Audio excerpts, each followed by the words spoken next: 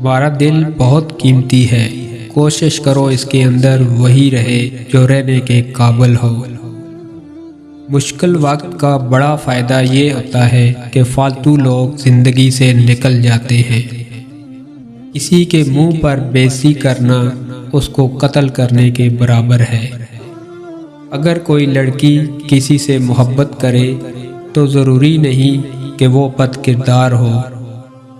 جو انسان کسی برتن میں کھانا کھا کر اس کو اچھی طرح صاف کر لے تو برتن اس کے لیے دعائے مغفرت کرتا ہے۔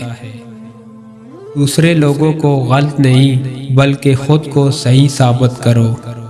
کسی کے آنسو کو زمین پر گرنے سے پہلے اپنے دامن کے اندر جذب کر لو، یہی انسانیت کی معراج ہے۔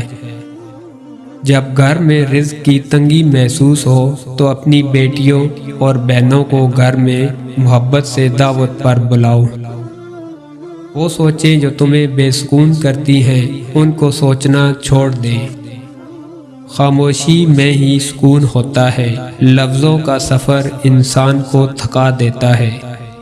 اللہ پاک کو بھول گئے لوگ رزق روزی کی فکر میں، تلاش رزق کی ہے اور رازق کا خیال ہی نہیں۔ لوگ برا کہتے ہیں تو کہنے دو، کیا تم نے سنا نہیں؟ اللہ جسے چاہے عزت دے، جسے چاہے ذلت دے۔